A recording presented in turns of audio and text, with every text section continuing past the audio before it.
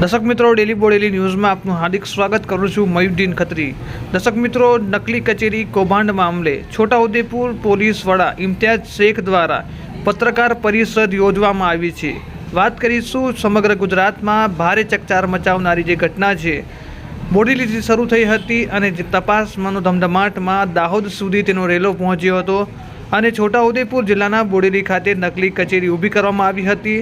સૌથી પહેલાં બોડેલીમાં નકલી કચેરી કૌભાંડ પકડાયું હતું. ત્યાર પછી એક જે આરોપીઓ છે તે પકડાવા લાગ્યા હતા, જેમાં 2 પૂર્વ પ્રાયોજના અધિકારીઓની પણ ધરપકડ કરવામાં આવી છે. છોટાઉદેપુર નકલી કચેરી મામલે છોટાઉદેપુર એસપી દ્વારા આજે નવો ઘટસ્ફોટ કરવામાં આવ્યો છે, જેમાં અત્યાર સુધી છોટાઉદેપુર જિલ્લામાં 21.15 કરોડનું કૌભાંડ કર્યું હોવાનું બહાર આવ્યું છે. આજરોજ છોટાઉદેપુર એસપી કચેરી ખાતે પત્રકાર પરિષદ યોજવામાં આવી હતી. આ મામલે છોટાઉદેપુર એસપી ઇમ્તિયાઝ શેખ દ્વારા શું મોટો ખુલાસો કરવામાં આવ્યો છે, આવો સાંભળીશું શું કહી રહ્યા છે. તારીખ 26/10/2023ના રોજ છોટાઉદેપુર જિલ્લાના છોટાઉદેપુર પોલીસ સ્ટેશનમાં એક નકલી કચેરી બાબતની ફરિયાદ રજીસ્ટર થઈ હતી, જેમાં અગાઉ 7 આરોપીઓ પકડવામાં આવ્યા હતા. તે તમામ આરોપીઓ જેલ હવાલે છે. એ આરોપીઓ પાસેથી અલગ અલગ 70 એકાઉન્ટમાં 2,96,00,000 રૂપિયા પોલીસે ફ્રીઝ કરાવ્યા હતા. ત્યારબાદ આ જ તપાસમાં આ કૌભાંડની અસર દાહોદની પ્રાયોજના વહીવટદાર કચેરી સુધી હતી, જે બાબતે અત્રેથી દાહોદના પ્રાયોજના વહીવટદાર કચેરીને જાણ કરવામાં આવી હતી.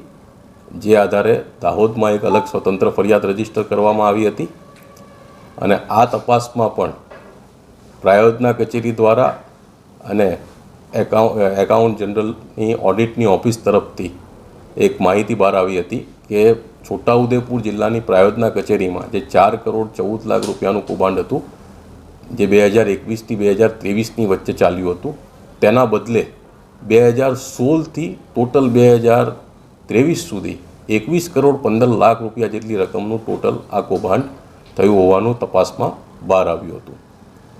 આ તપાસમાં ત્યારબાદ જે પ્રાયોજના વહીવટદાર અધિકારી જે તે વખતે એડિશનલ કલેક્ટર વીસી ગામિત હતા, જેની પાછળ પોલીસ લાગેલી હતી અને પોલીસના શોધખોળ દરમિયાન તેઓ નામદાર કોર્ટ સમક્ષ સરેન્ડર થયા હતા, જેમનો પોલીસે નામદાર કોર્ટ પાસેથી કબજો મેળવી એમના 7 દિવસના રિમાન્ડ લીધા છે.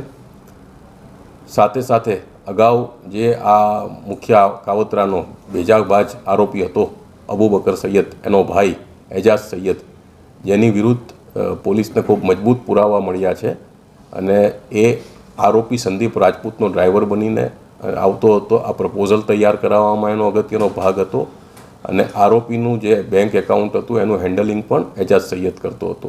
તે એજાઝ સૈયદનો દાહોદ જેલ તરફથી નામદાર કોર્ટ મારફતે અમે કબજો મેળવ્યો છે અને કૌભાંડ 2016થી શરૂ થયું હતું. એટલે એ વખતના તત્કાલીન એડિશનલ કલેક્ટર અને રિટાયર્ડ આઈએએસ અધિકારી BD નીનામા, જે દાહોદ પોલીસના દાહોદ જેલના કબજામાં હતા, તેનો પણ આપણે કબજો લીધો છે. ત્યારબાદ અલગ અલગ બીજા 24 એકાઉન્ટ અમે ફ્રીઝ કરાવ્યા હતા અને 20,58,000 રૂપિયા અમે લોકો ફ્રીઝ કરાવી શક્યા હતા. ટોટલ 3,17,00,000 રૂપિયા અમે ફ્રીઝ કરાવી શક્યા છીએ અને લગભગ 4 લાખની જેટલા રૂપિયા ફિઝિકલ રૂપે અમે અલગ અલગ લોકો પાસેથી, સાક્ષીઓ પાસેથી રિકવર કર્યા છે. આ આરોપીઓ એ અગાઉ જે કચેરી ભાડે રાખી હતી, એ કચેરીના જે મકાન માલિક છે એ લોકોના સ્ટેટમેન્ટ લેવામાં આવ્યા છે. જે બેંક કર્મચારીઓને આ લોકોએ કચેરીનું ખોટો એડ્રેસ બતાવી, ખોટા આઈ કાર્ડ બતાવી ભાડે લેવા માટે બેંક એકાઉન્ટ ખોલવા માટેની પ્રોસેસ કરી હતી, એ બેંકના એકાઉન્ટના જે બેંકના અધિકારીઓ હતા એ લોકોના આ બાબતે સ્ટેટમેન્ટ લેવામાં આવ્યા છે. આ આરોપીઓએ જે